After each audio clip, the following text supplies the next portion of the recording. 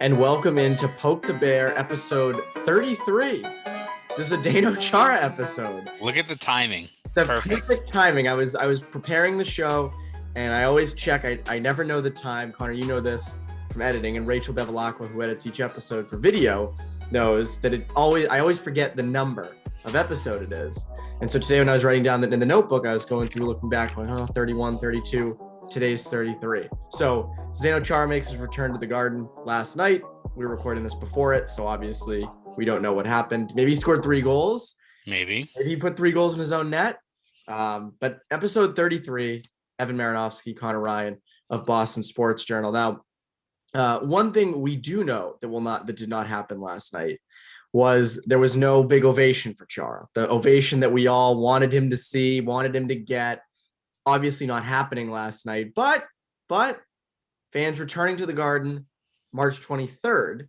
Mm-hmm. So that'll be 12% capacity, which I believe is just over 2,000 people. It's not, it's like a little over 2,000 people getting that. I guess the Bruins should have just moved to Texas, and then you can have everybody there for the ovation just for one night. Everybody goes to Texas. Course. All the Bruins fans, take them down to Texas. Boom, you get the whole rink. I guess you can scream and yell as much as you want at 100% capacity. But how excited are you do you think this is a good idea? Start with this. Do you think it's a good idea that fans are returning when they are? I mean, I think it's a sign of the times that things are slowly getting back to normal, right? Where you've got, more vaccines being rolled out, more people, whether it's through that or herd immunity, the cases are dropping, hospitalizations and deaths are most importantly dropping quite a bit across the country. So I think it's a positive step. And it was always going to be the case, right? Where you were expecting a situation where more fans would be let in the building as these cases drop. That was, I think, always the hope, I think, for the NHL and for every, pro sports team is to have more fans as the year goes on. So I think it's definitely a step in the right direction. 2,000 fans seems very fair. I imagine if cases continue to drop or, as more vaccines get rolled out, I'm sure that number will go up quite a bit. So by the time you get to May and June when the playoffs start, we could be looking at 40%, 50% maybe for the Garden, which I think is a victory considering how miserable the last year has been. I'm excited to, see fans back in the Garden so far. It'd be one thing if this was a situation where, you got places like friggin' Texas or Arizona, these places that are just going all out and going way too quick. But the fact that you're also seeing, a team like New York where they're opening up, spots, or Philly, I think is just opening up their arenas now. So I think Boston's actually going to be one of the last ones because I think Philly announced it just a few days ago, and I think they're letting fans back in on the 7th of March. So the Bruins are going to be a little bit, behind everyone else. But again, rather be safe than sorry. I mean, I think you got a situation where there's going to be more cases dropping by the time fans let in. So as long as it's safe, which I think you see in some of these other stadiums where you've got people spread out quite a bit, then go for it, right? I mean, I think the players are excited about it. Even when the Bruins play the Rangers and they get, booed and chirped the entire time, it seems like they were just happy to have something that's not fake noise pumped into the stands, right? So I think it's definitely a major step forward in terms of just things getting slowly back to normal. Again, I don't think it's going to be remotely what we're used to in terms of, us covering games or fans going to the stadiums. It's not going to be the same, but as long as, there's some semblance of normalcy, as long as it's safe, which seems like the Garden's been preparing for it quite a bit, then I think it's nothing but good news when you just look at overall how the numbers are dropping quite a bit across the country. It's funny. You mentioned the fake crowd noise, and it was, I think in the Blues Sharks game where Binnington was punching everybody who's going off the ice. The Sharks tough guy, yeah. The Sharks audio guy jacked up the fake fan noise for when he hit Dubnyk, and it was like, whoa, like you could hear it was like, whoa, and it was so fun to hear, and it makes you miss those times. I ultimately think that because you mentioned the Bruins are going to be late, I think that it'll only be a week or two at 12%. I guarantee you after a little while they're going to bump it up again because you'll be okay, this is working. We can go to 30, 40% end of March, beginning of April. I think that's when you're going to see it ramped up. I also genuinely, like, my opinion on fans coming back is like, if people can sit in restaurants at 25% capacity and sit there without masks, like, I don't understand. I don't see what the problem is with people going into arena with a mask on, completely spread out. I just think it makes sense. Like I think this should have happened at 12%, maybe, now, or, last week or something. But I also think I read the Garden plan, and it is intelligent how, you're supposed to go in a certain way. You don't pass, people on the other side of the rink. You're never going to see, you're never going to pass, never come into contact with. So that aspect of it's also is good. Another thing that's also kind of cool is fans can order from their seat. Which thank God, like in terms of talking about some things that should be adopted post COVID, please like let that be the case. Like I don't want to be at Fenway and be waiting in line for like an 850 hot dog and like miss like an inning and a half. Like that's just the be thing. able to order it and then run and grab it. Great. That's one of those things that even when COVID ends and we get back to normal life, that's one of those things where it's like, that can go. Like, I didn't miss that. Oh yeah. So I think, and with the Jacobs, being with Delaware, owning Delaware North and everything, I do think that's something that, however it rolls out in this season, could be something permanent where you order food, 15 minutes later, oh, pick it up, it's ready at, station B or wherever it is, you go pick it up, bring it back to your seat. That would be so much better. Because, you notice like with Bruins games, the first 5 minutes of every period in normal times, the place is 70% capacity because people are in the gelato line. Have to get that 1050 gelato. Well, when I used to go with my dad, that was always the thing, because he'd be like, I gotta go get my gelato, and it'd miss like the beginning of the second period every time. And I'd be like, Dad, I can't do this. We're gonna miss the period. So it is good to see fans coming back. It's gonna be fun when fans do come back, and stuff can go back to normal, because I do think it'll be good. Yeah, and it'll be good, especially when you got some of these big matchups, like with Chara coming back. Obviously, it's unfortunate that his first official game back as a Washington Capital is not going to have the fanfare or the applause.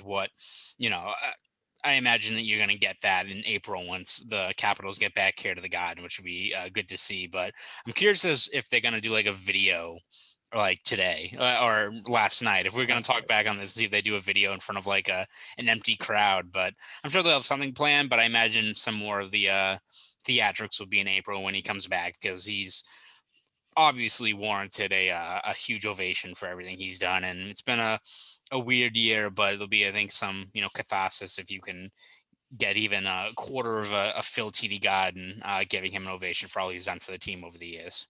Wednesday night against the Capitals, Krejci and Grzelcyk were likely to return.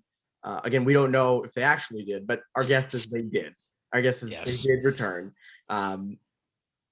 You texted me this before the show. Who do the Bruins need back more, Grzelcyk or Krejci? I will let you go first. Who do they need back more, Grzelcyk or Krejci? Well, I think if you look at maybe the struggles over the last couple of games, I'm like kind of inclined to say that maybe Grzelcyk's been missed more just on the defensive side of things. Obviously, both are key, right? I mean, both have their strengths, but I don't know how you feel, but I'll go with Grzelcyk just because I think where the Bruins have struggled, especially, well, again, no shit when they're giving up like 6-7 goals, its defense is an issue there, right? But I look at some other areas that need to be addressed, I think, on this team, whether it be getting hemmed in by good forechecking teams, which you saw against the Islanders, which has been an ongoing issue with them this year. I think I like Grzelcyk helps you quite a bit there based on how good he is in transition.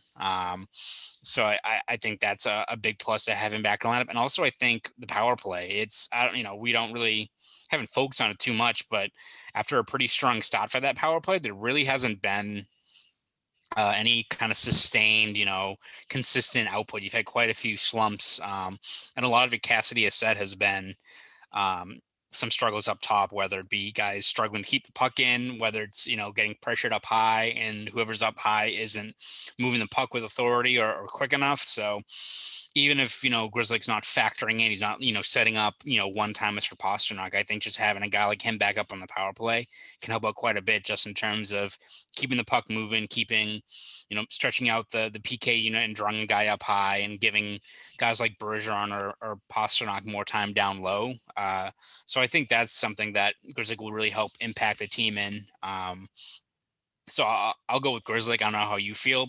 Again, I think both are very important. David Krejci back in the lineup is obviously good for the Bruins. They need to get that secondary scoring going. But I think in terms of immediate fixes, I think Grzelcyk kind of health permitting, answers a lot of what you're looking for. Mine's Grzelcyk, for everything you said, but also the idea that, I think it's interesting is as not great as it has gone with Coyle on the second line, I do think it is interesting to continue to see how he does as that second line center. That's something that I've kind of had my eye on a lot. And I also think Seneca on the third line, centering that line, has been very interesting. We'll get to him in a little bit later in the show, but kind of seeing what you have with those two in elevated roles with Krejci out. Not to say you want Krejci out by any means, but to see what those two are like in elevated roles. If they make no moves this offseason except losing Krejci, that's probably your second and third line centers right there. Oh, yeah. Coyle and Seneca. So I think it is interesting to see those guys in those positions. Now, from a Krejci perspective of him being more important than Grzelcyk coming back, you want that stability in the lineup. You want, Krejci on that second power play unit.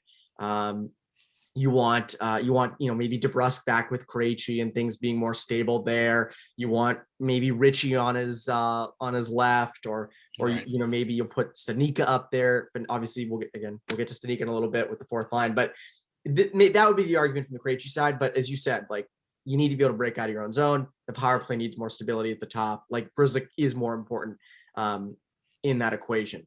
Now let's get to Seneca, because we've been hinting at it for so long. He is going to be centering the fourth line, or he did center the fourth line against the Capitals Wednesday night. They're trying to see what they have in him centering a fourth line that we said on Bruins Beat this past week has really not done a heck of a lot. Like, the fourth line, like, we've been waiting for them to return to their 2018-19 form. Maybe it was Nola Chari. Maybe Nola Chari was the reason that line just went. But they have not been effective really much this year. What does Seneca do to that line that makes them more effective? Well, I think just generally it gives them a bit more of a spark and more of a, maybe offensive capabilities, because I think, it's going to be an interesting ask for Seneca because, in an ideal team structure for what Bruce Cassidy envisions, a lot of these fourth lines he has doesn't really get like the glamorous, workload. Usually it's a lot of D zone starts. It's usually matched up, especially at home against an opposing top six unit. So I don't know if whether, for this game, Jack Seneca's first game at fourth line center, it's like, hey, here's either, Backstrom or Kuznetsov, like, here, go at it. Like, which very well might be the case. So it's definitely a different ask for him, but at this point you need to do something to switch up that fourth line. And if, Seneca, he has some of the capabilities of being a guy who could be good in a simple, kind of north-south game. And he's a good skater. He's not afraid to bring it down to grade A ice.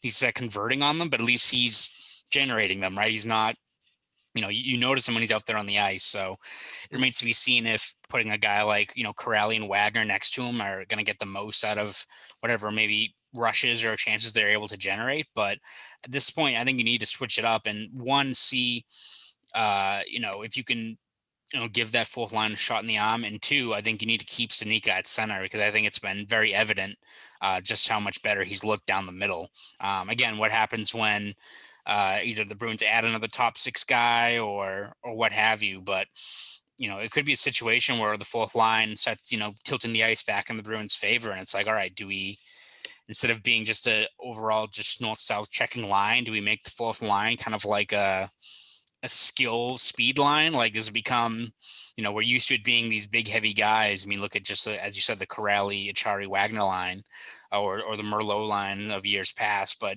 we're going to get to a point where the fourth line is Seneca, Bjork, and Senishin, where it's like kind of just speed, like speed and just getting in on the forecheck, but having the ability to score some goals too. Because I think you've seen a few of these other teams when they've matched up against the Bruins fourth line, where it's fourth line against fourth line, the teams have been able to pot goals against the Bruins. So maybe it's a situation where they maybe sacrifice some of that, those D zone looks just to get more secondary scoring, which we'll see how they kind of weigh that, because I think ideally, the Bruins are happy with whatever offense they get out of that fourth line, so long as they're taking up those taxing minutes against another top six group and getting, more favorable ice for Bergeron and Krejci. So we'll see how it looks. I think for the immediate might as well see what you have in them, right? I think it's good to see what Seneca could do there. And if it works out, great, because I think you desperately need to get Sean Crowley going, because I don't think he's really found his game yet. And you need to get Chris Wagner going. And if not one of those guys, then you have to try out a few other guys, whether it's, Bjork or Seneca or someone else like that. You just need to slot someone in there. Greg McKegg, who Greg had McKegg. an eventful game on Sunday against the Rangers. You got Kuhlman, Anton Bleed. You got guys down there. You just got to find the right mix. So if Stanika can kind of continue to play his game, play responsible, and give them a bit of a different look there, then I think at this point it can't hurt, right? Because so far Crowley down the middle with that line just hasn't been working out so far this year. Also, this is the time to do that. Like, this is the perfect time of year. It's, what is it, 19, 20 games into the season? Like, this is the time that you mix around with your lines, see what you have, because as you said, Stanika's looked so good playing center the past few games, especially with that third line. Now, obviously, we'll be down with the fourth line. Seneca, by the way, has been having a great season in Providence. So that's another guy Very good, yeah. I think he's going to get a look very, very soon up with the big club. I would not be surprised to see him up there. Another thing, Wednesday night, Jared Tenorti will be making his big debut after his 17-hour drive up from Nashville, which 17-hour drive. Oh, dedication. What's the longest drive you've had to do in one sitting? That I was driving for, or that I was in like the back seat for? You could be along for the ride. Okay, I was gonna say, because I've only been. I mean, I'm 22. I haven't driven like for so long. I would say it would probably be like the Lake Placid tournament when I was in like second or third grade. I remember that being and I had a stomach bug too.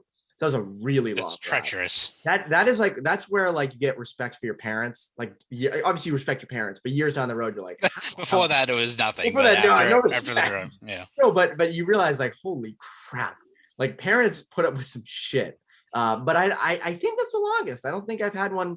Maybe like touring colleges. I remember we went to Marist, but I think that was only like 2.5, 3 hours. Yeah. So I think Lake Placid is farther. So I think it was Placid. Placid is the farthest, I think. What about you? That's good.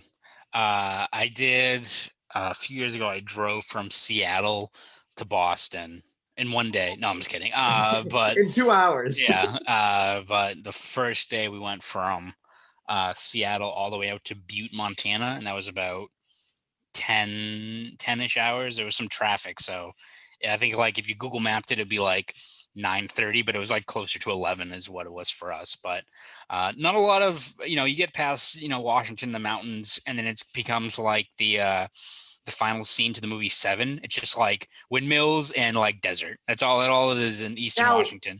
Now, when you drove that, like you obviously had hotels along, maybe booked along the way. Or... Yes. Thank God. Yeah. And you knew you were going to stop in those places. I've never done cross country. I'm always so fascinated by it. I've never done it, but that sounds. So what, you went to Montana and then to what? What was your next stop? It was the pit stop. So for doing this, like the Amazing Race, it was Washington to Montana, and then all the way through Montana, which didn't realize is a big ass state. Huge state. Not a lot going on in there. Nice state. But remember, Alvin Kamara had that thing the other day. Like, I'm moving to Montana, and someone was like, don't say anything about Montana. We don't want people moving here. Well, that's the thing. I think like Montana and like Wyoming, it's like for most people, it's like, oh, there's nothing here. But if you're like super rich, you can buy like, I don't know, like 1,000 acres. I don't know how much an acre is, but that's probably not even that much. But we'll say 1,000 acres is a lot. You buy an acre for like $5, then you can like live like a king out there. But yeah, I did Montana, and then Montana to South Dakota. We spent like 2 days there. Mount Rushmore, which is cool. South Dakota all the way to Omaha, Nebraska. Not a fun city. I don't like Omaha. Nothing. Really? Nothing there? Went to Denny's for dinner. That was the highlight, which isn't good. We drove by like Gerald Ford's childhood home, which wasn't cool at all. Oh, that must have been riveting. Yeah. Went there, down to St. Louis. Sucked. St. Louis is terrible city. Then to Nashville, which is great. And drove up to DC to Boston. So did about 11 days. So that's fun. That's more exciting than my plastic trip. And it's more fun than driving 17 hours straight from Nashville to Nashville to Boston as Jared Tenorti did. So that has to be absolutely crazy. But credit to him. That's dedication, man. He's getting his shot. But at any rate, we will wrap the show up here. Conor, before you go, is there anything that people can look forward to over at BSJ? Yeah, we'll be breaking down obviously how the return of Krejci and Grzelcyk and how that impacted the team in this lineup.